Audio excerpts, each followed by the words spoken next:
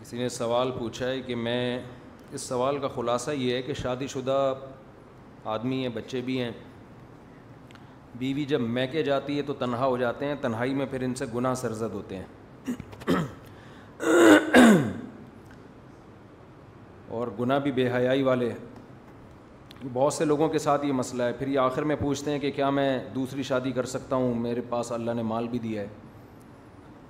دیکھیں، دوسری شادی تو ویسے ہی کرنی چاہیے، معاشرے کی عورتوں کی ضرورت ہے، وہ تو گناہ کا خطرہ نہ بھی ہو تو بھی کرنی چاہیے.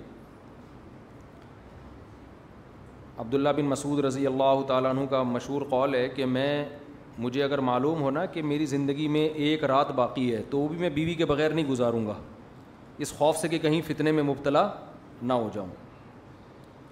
تو تنہائی بہت سارے گناہوں کا ذریعہ بنتی ہے. انسان فارغ ہو جاتا ہے، گناہ سے روکنے والی کوئی چیز نہیں ہوتی. تو وہ تو میں سب کو ترغیب دیتا ہوں کہ کریں. عورتوں کی ضرورت ہے، بہت سی عورتیں گناہ میں مبتلا ہیں، وہ بچ جائیں گی.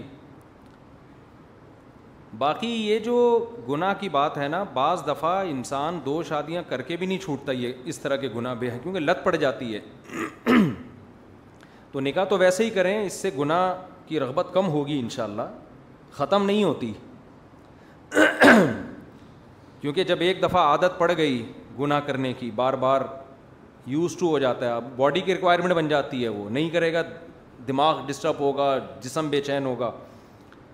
اس کا طریقہ یہ ہے کہ کوئی ایسا نسخہ استعمال کرے جس سے گناہ کی آہستہ آہستہ عادت چھوٹ جائے.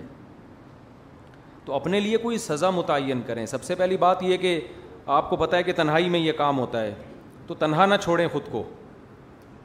گھر والے گھر پہ نہیں ہیں، دوستوں کی محفل میں بیٹھ جائیں، کوئی نیک لوگوں سے دوستی رکھ لیں، ان کے ساتھ کہیں باہر گھومنے پھرنے چلے جائیں، شب جمعہ چلے جائیں بیان سننے کے لیے.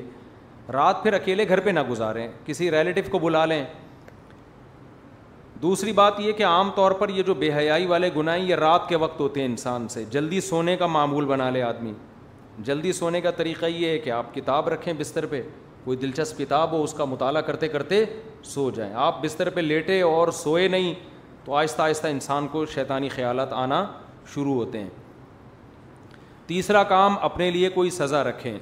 جب بھی گناہ ہو کوئی جرمانہ رکھیں اپنے اوپر، یا روزے رکھ لیں، یا نوافل اپنے اوپر رکھ لیں کہ میں اتنے نوافل لازمی پڑھوں گا. تو اس سے ایک دم نہیں چھوٹتے یہ گناہ، آہستہ آہستہ کم ہونا شروع ہو جائیں گے، کم ہوتے ہوتے چھوٹ جائیں گے. جیسے گناہ کر کر کے گناہ کرنے کی عادت پڑتی ہے تو چھوڑ چھوڑ کے چھوڑنے کی عادت بھی پڑ جاتی ہے انسان کو. ریورس ہو جائیں گے تو چھوڑنے کی عادت ہو جائے گی. کر کر کے کرنے کی عادت پڑی نا تو چھوڑ چھوڑ کے چھوٹنے کی عادت پڑے گی. اور تبلیغ میں بھی بہترین ایک ذریعہ ہے، 4 مہینے کے لیے نکل جائیں، وہاں انسان کو گناہ کا موقع نہیں ملتا، گناہ کی طرف توجہ نہیں جاتی. بہت عرصہ جب دور رہیں گے تو بھی کمی آئے گی انشاءاللہ. اور ویسے تو اصولی طور پر ان تمام چیزوں میں کسی سے بزرگ سے باقاعدہ اصلاحی تعلق ضروری ہے. کسی اللہ والے سے بیعت ہو جائیں، ان کو بتائیں اپنے حالات، وہ آپ کو گائیڈ بھی کریں گے، دینداروں کی محفل میں بھی بٹھائیں گے. آہستہ آہستہ انشاءاللہ یہ چیز ختم ہو جائے گی.